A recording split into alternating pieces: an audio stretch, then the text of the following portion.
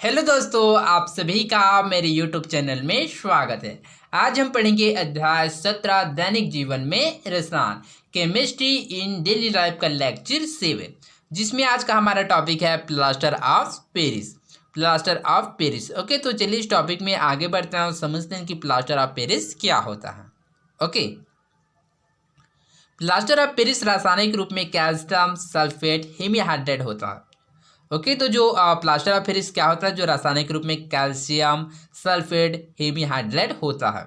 इसका रासायनिक सूत्र है CaSO4 इंटू हाफ H2 या CaSO4 2 इंटू H2 होता है। ओके, तो इसमें आप लोग याद रखिएगा कि जो प्लास्टर ऑफ पेरिस का जो रासायनिक सूत्र होता है वो क्या होता है, तो वह CaS4 इंटू हाफ H2 या CaSO4 इंटू CaSO4 उसके साथ कोष्टक में 2 इंटू H2O होता है। ओके, तो जिसको कैल्शियम सल्फेट हेमीहाइड्रेट भी कहते हैं।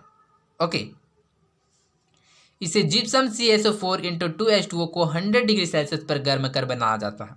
ओके, तो प्लास्टर ऑफ पेरिस कैसे बनाया जाता है, तो इसके साथ भी आप लोग याद रखिएगा कि जो प्लास्टर ऑफ पेरिस है अर्थात उसको जिप्सम को 100 डिग्री सेल्सियस पर गर्म करता है तो प्लास्टर ऑफ पेरिस बनता है। तो CaSO4 इंटू 2H2O ये क्या है, 2H2O क्या है, जिप्सम है। इसको जब गर्म किया जाता है 100 डिग्री सेल्सियस पर, तब हमें plaster of Paris CaSO4 into half H2O प्राप्त होता है, प्लस 1.5 H2O के जो वाटर के जो मॉलिक्यूल है बाहर निकल जाता है। अर्थात इस प्रकार से प्लास्टर ऑफ पेरिस का निर्माण किया जाता है। प्लास्टर ऑफ पेरिस एक सफेद चूर्ण है। यह जल के साथ मिलाने पर पुनः जिप्सम में परिवर्तित हो जाता है, जो एक कठोर पदार्थ होता है। ओके, तो इसके साथ भी आप लोग याद रखिएगा कि जो प्लास्टर ऑफ पेरिस एक सफेद चूर्ण होता है, जिसको जल के साथ पुनः मिलाते हैं तो वह जिप्सम में परिवर्तित हो जाता है, और जो जिप्सम होता है एक कठोर पदार्थ होता है।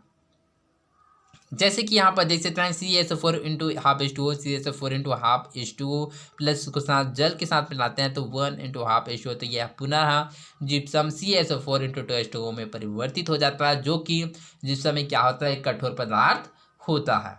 ओके, उपयोग यूजेस। तो चलिए प्लास्टर ऑफ पेरिस की जो उपयोग होता है वह कहाँ कहाँ किया जाता है इसके बारे में समझते हैं। पहला, इसका उपयोग डॉक्टर टूटी हुई हड्डियों को सही स्थिति में स्थिर रखने के लिए करते हैं। तो सबसे पहले इसका उपयोग क्या है, तो इसका उपयोग डॉक्टर टूटी हुई हड्डियों को सही स्थिति में रखने के लिए इसका उपयोग करते हैं। दूसरा, मूर्तियाँ और खिलौने बनाने में। ओके, तो इसका उपयोग मूर्तियाँ और खिलौने बनाने में भी किया जाता है। तीसरा, सांचे और मॉडल बनाने में, और चौथा है चाक बनाने में। अर्थात इस प्रकार से जो प्लास्टर ऑफ पेरिस का उपयोग किया जाता है। प्लास्टर ऑफ पेरिस से बनी मूर्तियों को नदी और तालाब में विसर्जित करने से जल स्रोत दूषित हो जाते हैं। ओके, तो जो प्लास्टर ऑफ पेरिस से जो बने मूर्तियाँ क्या नदी और जो तालाब में यदि विसर्जित किया जाता है तो उसमें क्या होता है, जल स्रोत दूषित हो जाता है, अर्थात जल स्रोत क्या होता है, वह प्रदूषित हो जाता है। कक्षा में समूह बनाकर चर्चा करें कि किस प्रकार से नदी और तालाब को प्रदूषित करते हैं। ओके, तो इसका रीज़न क्या है, इसका कारण क्या है कि जो प्लास्टर ऑफ पेरिस से जो बनी मूर्ति है उसको क्या तालाब या नदी में विसर्जित करते हैं तो उसको किस प्रकार से प्रदर्शित करते हैं। कोई तो इसका आंसर हम लोग अगले लेक्चर में देखेंगे। तो चलिए आगे बढ़ते हैं। आजकल इसी प्रदूषण को कम करने के लिए मिट्टी से बनी मूर्तियों के उपयोग को प्रोत्साहित किया जा रहा है। तो आप इसी प्रकार इस प्रदूषण को कम करने के लिए मिट्टी से बनी जो मूर्तियाँ होता है उसको ही प्रोत्साहित किया जा रहा है। ओके, तो आई होप आप लोगों को प्लास्टर ऑफ पेरिस के बारे में समझ आया होगा कि प्लास्टर ऑफ पेरिस क्या होता है। इसके साथ हम लोगों ने इसके उपयोग के बारे में जाना। ओके, तो आप लोग प्लास्टर ऑफ पेरिस के बारे में याद रखिएगा कि जो प्लास्टर ऑफ पेरिस को जिप्सम को 100 डिग्री सेल्सियस पर गर्म करके प्लास्टर ऑफ पेरिस बनाया जाता है। ओके, तो जिसका रासायनिक नाम क्या होता है, calcium sulphate hemihydrate, calcium sulphate hemihydrate के नाम से भी जाना जाता है। ओके, तो एवं इसके साथ ही हम लोगों ने जाना कि यदि प्लास्टर ऑफ पेरिस को जल के साथ मिलाते हैं तो पुनः वह CaSO4 इंटू 2H2 अर्थात जिप्सम में परिवर्तित हो जाता है, जो जिप्सम एक कठोर पदार्थ होता है।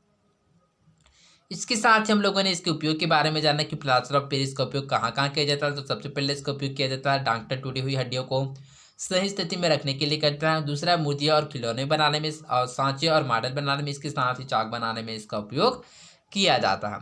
तो आई होप आप लोगों को समझ आया होगा। तो आज के लिए बस इतना ही, मिलते हैं अगले वीडियो में। धन्यवाद।